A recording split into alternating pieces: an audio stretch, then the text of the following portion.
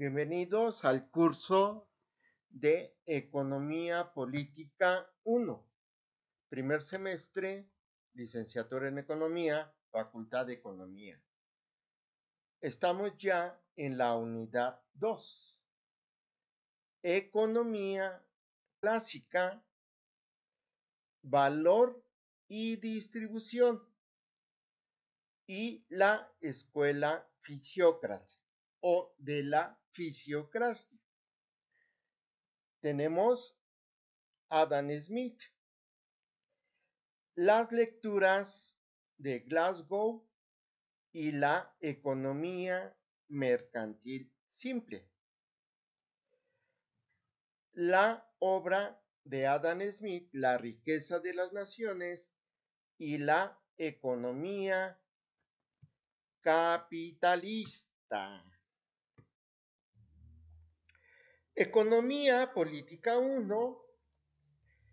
Vamos a estudiar en la unidad 2 de esta materia del primer semestre en el subtema 2.3 a Adam Smith. Adam Smith, por supuesto, es un inglés o un británico de la isla de Britania.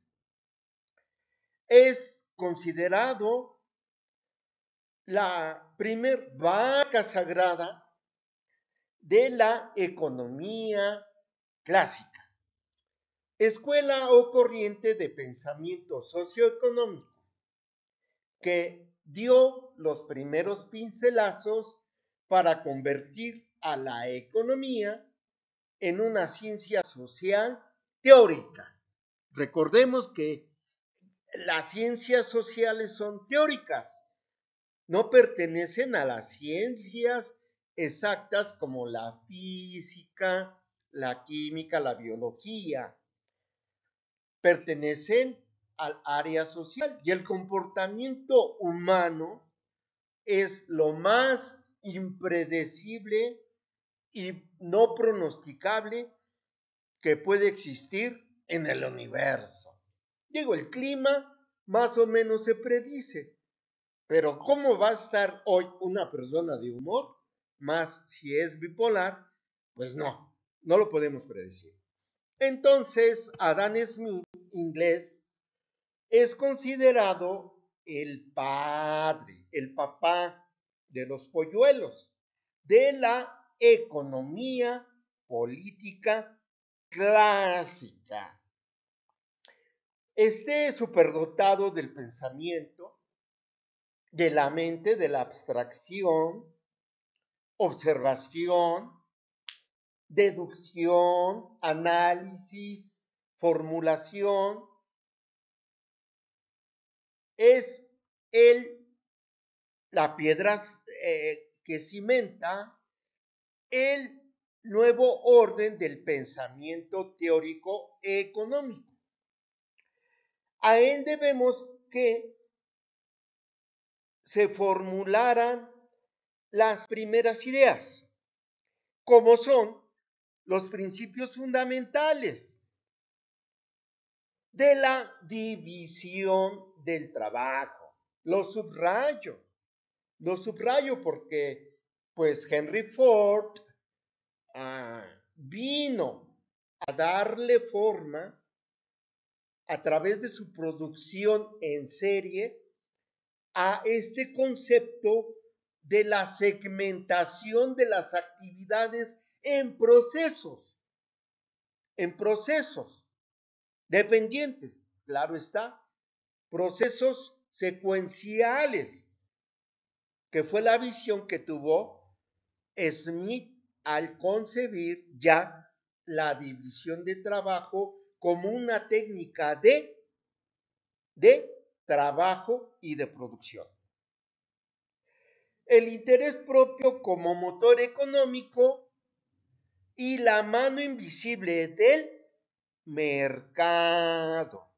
Es decir, se introduce por primera vez como base del consumo y la distribución de los bienes producidos al mercado, que viene a ser para Smith el motor económico y que se rige en forma natural, tomando los pensamientos fisiócratas.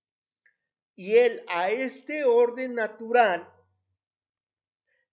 que no se ve, pero se siente, como la materia y energía oscura, le llama la mano invisible. La mano que mece la cuna del niño chillón. Es la mano invisible que regula el mercado. Todavía faltan mucho tiempo, muchas décadas, para que surja la ley de la oferta y la demanda. Es decir, para Adam Smith, la mano invisible, él todavía no lo abstrajo, son las leyes fundamentales de la oferta y la demanda, pero en su tiempo y por muchas décadas no tenía nombre la mano invisible. Ahora deducimos, bueno, adelantándome a su cuarto semestre, a las leyes fundamentales de la oferta y la demanda, pero hagan como que no lo dije. Por favor, por piedad. Lo que yo explique en este curso no se queda en este curso. Divúlguenlo. Pero esto sí, o sea, la mano invisible de Adam Smith del mercado. Su obra establece los cimientos fundamentales de la teoría del valor-trabajo y el análisis de las clases sociales en función de la distribución del ingreso.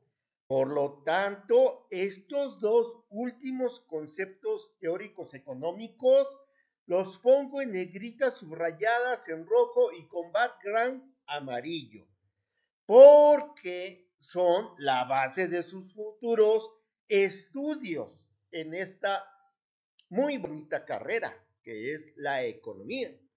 Me refiero a los cimientos de la teoría del valor-trabajo.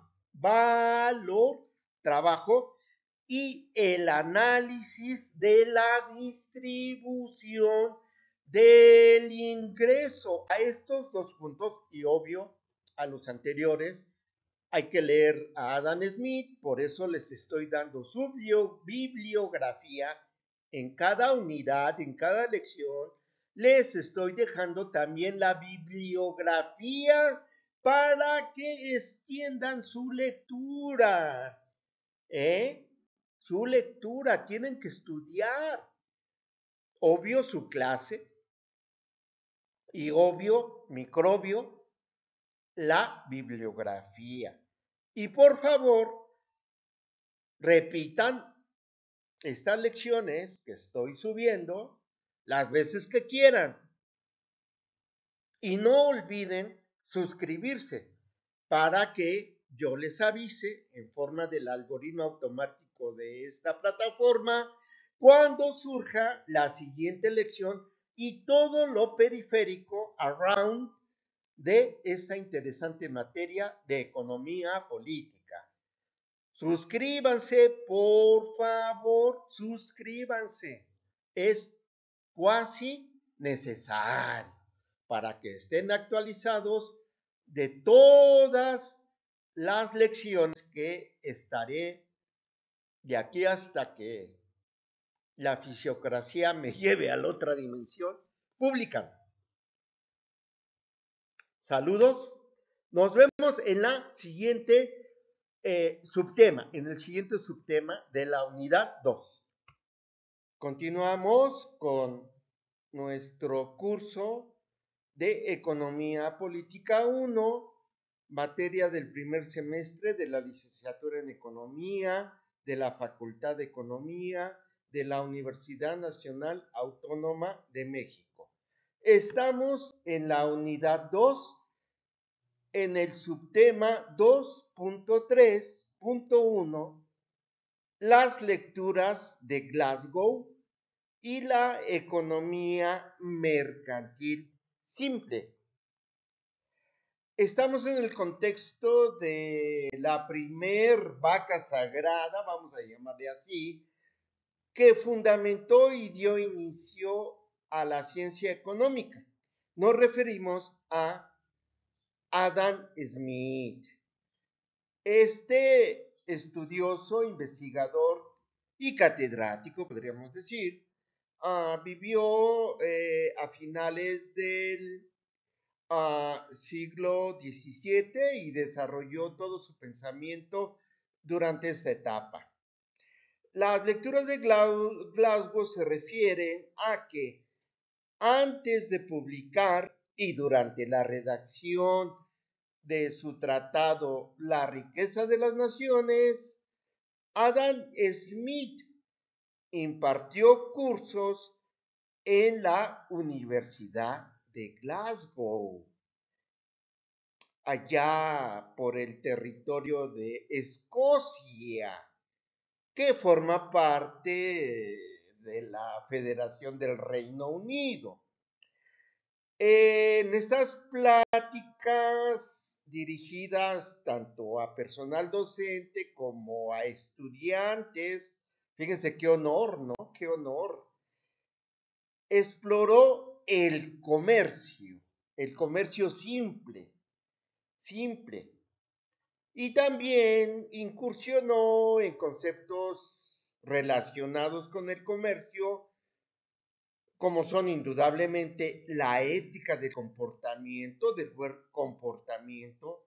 Voy a usar una frase mexica, una palabra mexicana, transar, ¿verdad?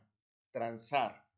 Que los comerciantes no transen, o sea, transar en el sentido de engañar, de robar. Y también habló en sus conferencias magistrales, como ahora se le llama, acerca de la política. Definitivamente la ciencia económica social está tremendamente influenciada o depende o se relaciona o depende, como ustedes quieran conectar, a la política con la actividad económica. Ya estudiamos que en cierta etapa se buscó que ya el rey pues quitara su corona, ¿no? Los reyes de Europa quitaran su corona. Incluso aquí en Tenochtitlan igual, los Hueytlatoani influenciaban mucho en los pochtecas. Los pochtecas en la estructura social de los mexicas, de los aztecas, eran los comerciantes y eran de visión global para el mundo que ellos conocían. El Valle de Anáhuac, no Mesoamérica, eso es europeo. Y los puristas como yo no nos gustan los nombres europeos en tierras de aquí, del Valle de Anáhuac. Pero esto es ideología personal.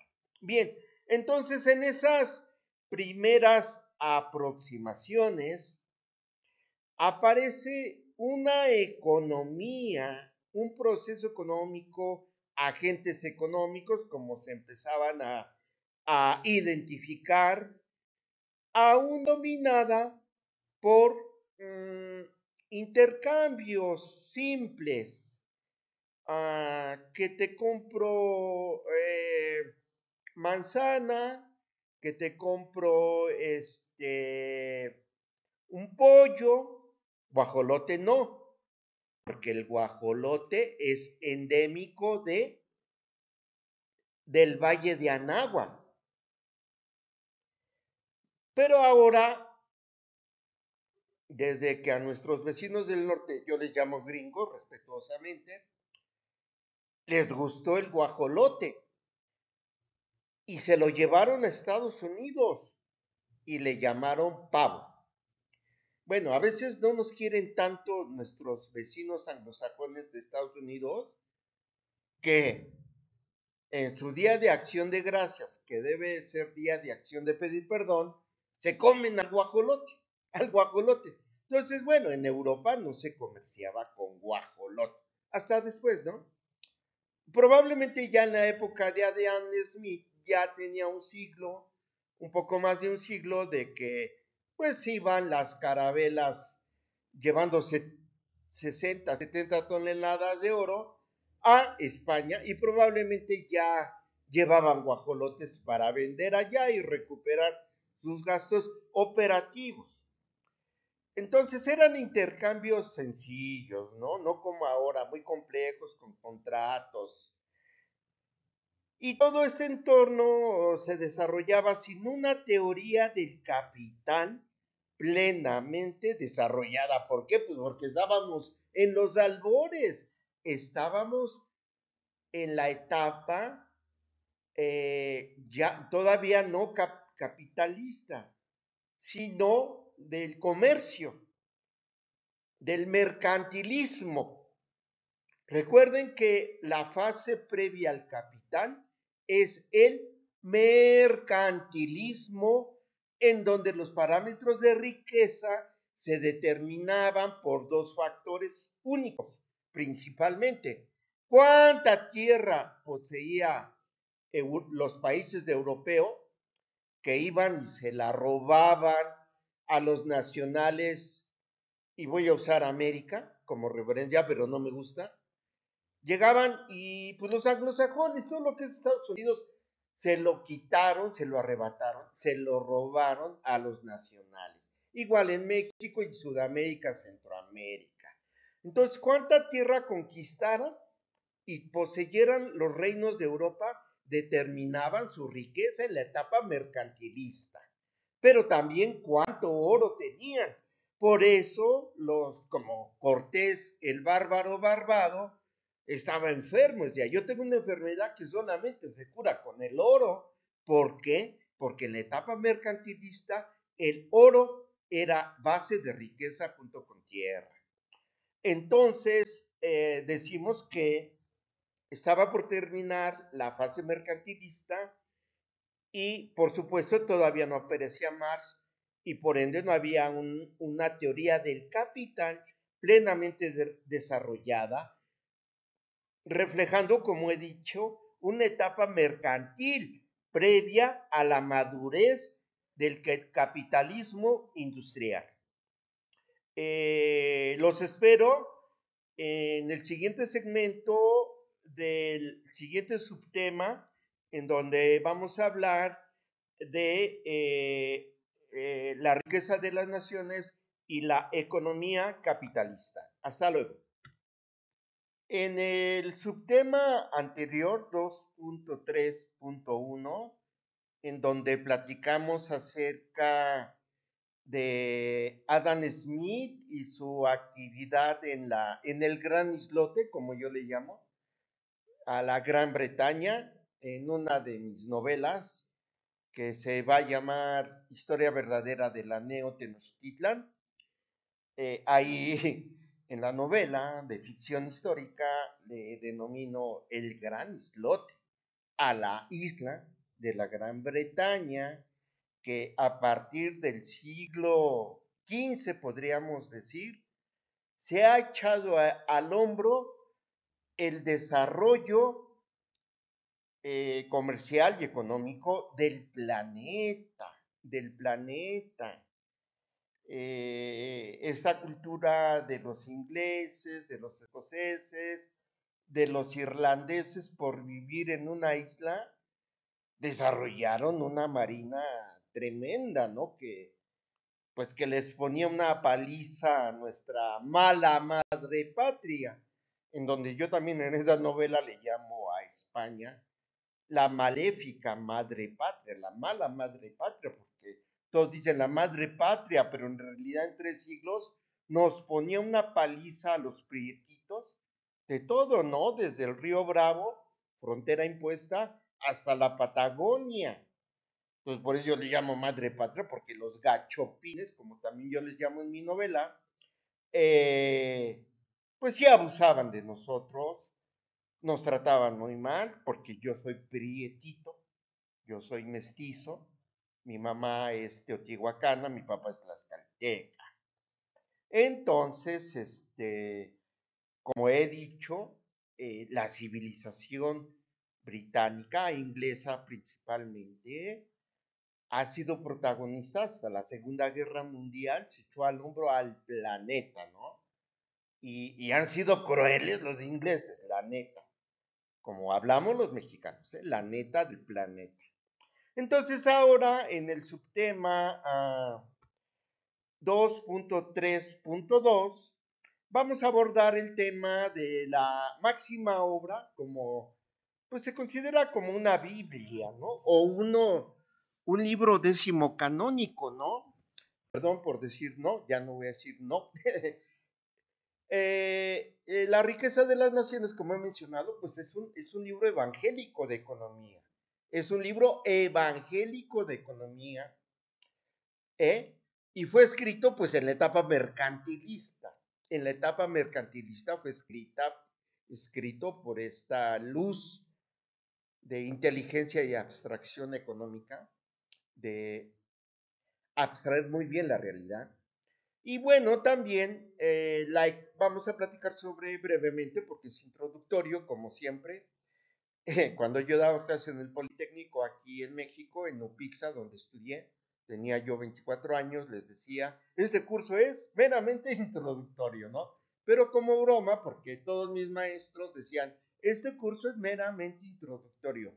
Y hasta ahora entiendo que sí. Estudiar nuestra carrera es meramente introductoria, porque vamos a tener 20, 30, 40 años para realmente aprender economía. Aquí nuestros catedráticos de la Facultad de Economía son excelentes, son de excelencia, el 99.9%. Siempre hay un prietito en el arroz, ¿no? Entonces, ellos pues nos dan los conocimientos básicos, sin embargo, nosotros tenemos que machetearle, como decimos en México, ¿eh? Machetear significa perseverar. En la riqueza de las naciones, nuestro apóstol, nuestro santo, Adam Smith, analiza la economía emergente, emergente. Por eso ahora ya ven que se usa mucho la palabra país emergente. Nosotros tenemos 5 décadas siendo emergentes y nada que brincamos al desarrollo. Pero así somos en México, ¿eh? Así son nuestros polacos en México. Nos traen en un desarrollo y crecimiento económico desesperantemente lento. Mientras Corea ya nos empató y nos está goleando en economía, aquí siguen todavía en la etapa de Adam Smith, ¿no?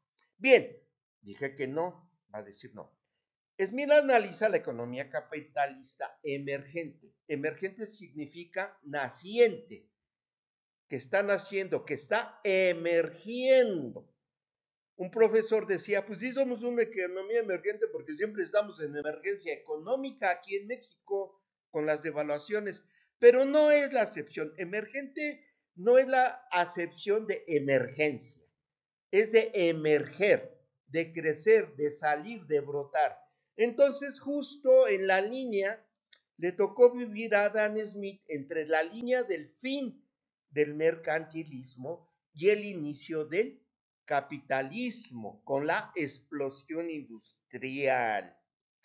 Entonces, en esta etapa de Adam Smith, cayó muy bien la riqueza de las naciones. Yo estoy escribiendo un ensayo que se va a llamar El origen de la pobreza de las naciones, ¿no? Un poquito como antónimo de Adam Smith, que se refiere al origen de la riqueza de las naciones.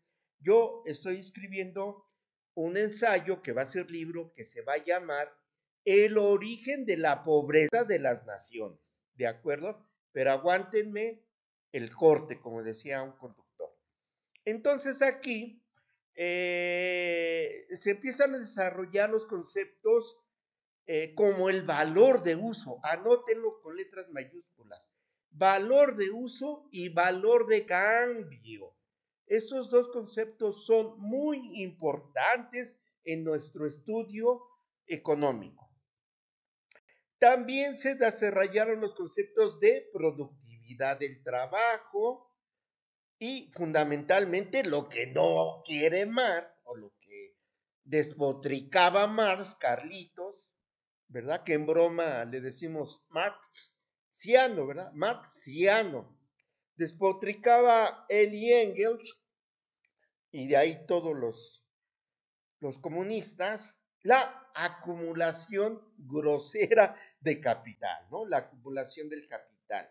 Entonces, en esta teoría económica, sintetizo, emergente, se definen los primeros conceptos como el valor de uso, el valor de cambio, la productividad del trabajo, o sea, la fuerza de la mano de obra que le da plusvalor según Marxito, ¿verdad? Carlitos, y la acumulación de capital que tanto pues odian los comunistas, que un profesor en broma decía, los comunistas reparten lo que no es suyo, ¿verdad? Reparten lo que no es suyo, en tono de broma, ¿eh? No se vayan a esbojar si alguien de esta corriente de pensamiento me está escuchando, es para darle amenidad a nuestro curso. La obra de la riqueza de las naciones vincula la producción de la riqueza. Fíjense qué interesante, con el esquema de un mercado libre. O sea, producir riqueza, no solo repartirla, porque igual los comunistas hay que repartir la riqueza equitativamente. Sí, pero primero hay que crear la riqueza. ¿Quién va a crear la riqueza? Entonces, la producción de la riqueza está muy ligada con el libre mercado. Así como cuando existía la Unión Soviética, pues yo nací en 1961, me tocaron todavía 28 años de oír Unión Soviética, el Pacto de Varsovia, etcétera, ¿no? Este, pues odiaban al consumismo, ¿no? Odiaban al mercado libre, eran la maldad. Y entonces la Unión Soviética se regía por una economía planificada centralmente. Planificada centralmente. ¿Qué quiere decir? Que ellos no creían en el libre mercado ni en la mano invisible de Adam Smith. La Unión Soviética, sus jerarcas, Leonid Brezhnev, Nikita Khrushchev, etcétera, eran la mano invisible en el régimen comunista. O sea, le podemos llamar. ¿Quién era la mano invisible en el capitalista? Pues la ley de la oferta y el mercado. ¿Quién era la mano invisible en el régimen comunista? Pues los jerarcas comunistas, que planificaban centralmente la economía quinquenalmente, hacían sus planes quinquenales, planificaban todo. No, pues que ahora las familias de clase pobre nada más van a comer un bolillo, nada más van a comer 1 litro de leche y medio kilo de carne para un mes. ¿Por qué? Porque planificaban el consumo. O sea, una economía centralmente planificada planifica tanto la producción como el consumo. No hay ley de oferta y demanda. Por eso colapsó el experimento de la Unión Soviética. Y con respeto les digo a los niños comunistas recién nacidos, a partir del siglo XXI, fracasó el comunismo. Es un experimento fallido, en mi punto de vista. Entonces, continuemos. Y la competencia, pues, se da en un mercado libre. Entonces, producción de riqueza, libre mercado, competencia, está delineando una economía dinámica guiada, ciertamente, sí, en el régimen capitalista, por el interés individual. Pero en el régimen comunista no era tampoco. por la comunidad. Los jerarcas se llevaban todo el dinero y toda la carne, la leche y el huevo. Mi mamá fue a Cuba y llevaba a nuestros chilpayates de 6 años. No había leche, no había huevo. Llegaron al hotel y iban a un congreso médico y no había huevo en las tiendas, leche, carne. Entonces, a mi hermano, oye, no hay. ¿Qué le damos a los niños? Espérame, mamá. Y le habla al organizador del congreso cubano. Y dice, oiga, no se preocupe. En 1 hora ya le estaban entregando en Cuba a mi hermana huevo, leche y carne. Analícenlo, analicen el mensaje. Entonces, en un régimen comunista, los políticos se reparten la mayoría. Igual en el capitalista, pero es menos cínico porque de plano el capitalismo dice, sí, sí somos individualistas, sí, es la ley de la selva, pero el comunismo decía, no, pues todo para todos, todos somos iguales. Y no era cierto, no es cierto, no es cierto. Perdón, ¿eh?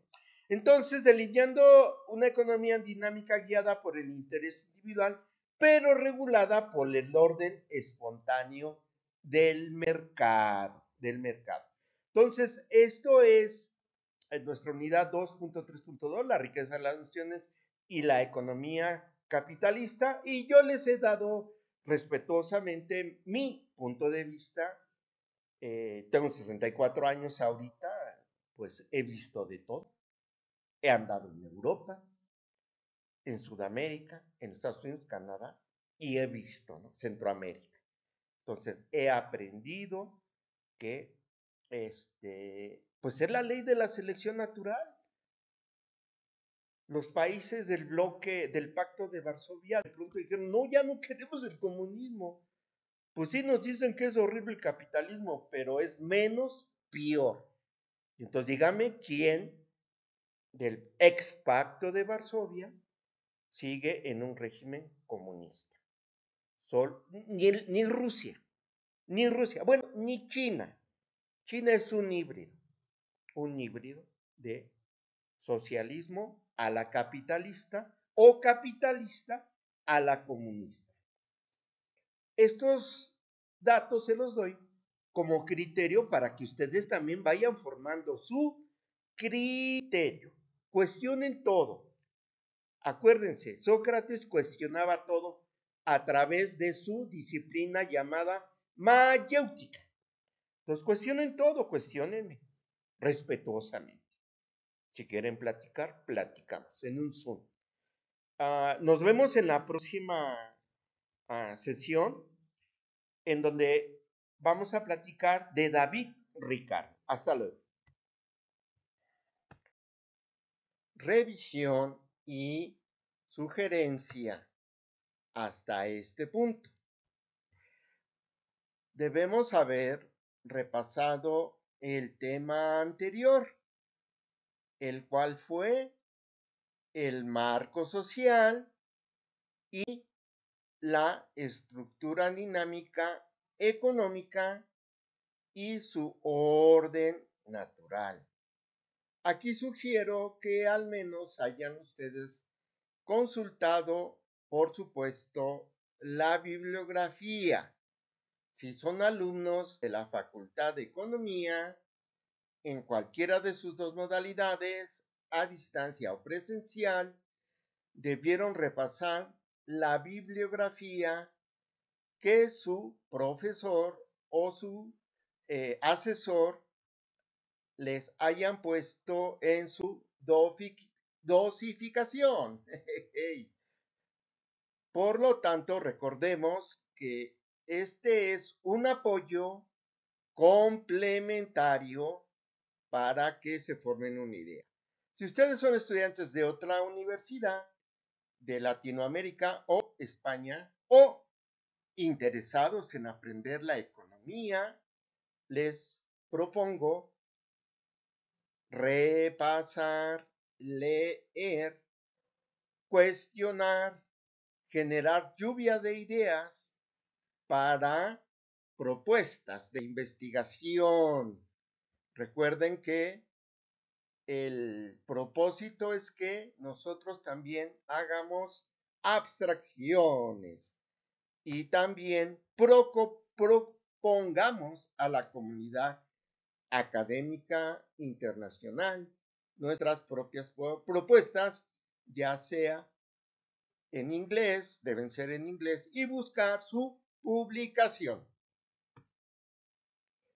El siguiente tema de esta unidad 2 será el otro investigador, abstractor, cuna de los escritores teóricos de la economía, David Ricardo, mejor conocido en el bajo mundo como David Richard. Su ensayo de 1815, el modelo del trigo, que era como el petróleo hoy en día, o la inteligencia artificial, o modelo de un solo producto. Principios de economía política, muy importante, y tributación, entre paréntesis, por supuesto, fiscal, en su época, que aún eran sociedades monárquicas. Ahora somos eh, democráticas, republicanas. Finalmente, teoría del valor y distribución. Consulten la bibliografía de su dosificación de otras universidades, la que corresponda de acuerdo a sus catedráticos, y los interesados, pues váyanse a una biblioteca real, presencial, para que interaccionen socialmente. La interacción social física es muy interesante. La cibernética, pues ya no sabes la neta con quién estás interactuando. Bien, entonces, estas son mis sugerencias y recomendaciones. Bien, ya les he comentado en las anteriores diapositivas tanto el tema anterior como el tema siguiente a este, recomendándoles su repaso, invertir horas dentro de su calendario apretado de trabajo. Ahora, sugerencias. Hay que repetir los videos al menos 3 veces para reafirmar los conceptos elementales.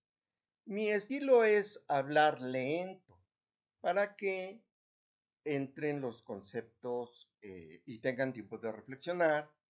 Sin embargo, si lo están repitiendo, pues ya configuren en esta plataforma la velocidad para que sea un poco rapidita, ¿de acuerdo? Deben consultar también la bibliografía. Esta actividad es relativamente obligatoria. Solo trascienden y dejan legado los rebeldes positivos, es decir, aquellos que cuestionan, plantean nuevas ideas, nuevas hipótesis derivadas de frescas abstracciones. Si he repasado y he cumplido, no, pues son el osito polar avergonzado. Sí, pues manita arriba, ¿no? Triunfo. Los espero en la siguiente lección. Estudien, repásense, repasen, no se repasen, o sea que no se pasen, y sean adictos, sí, adictos, conviértanse en adictos a estudiar.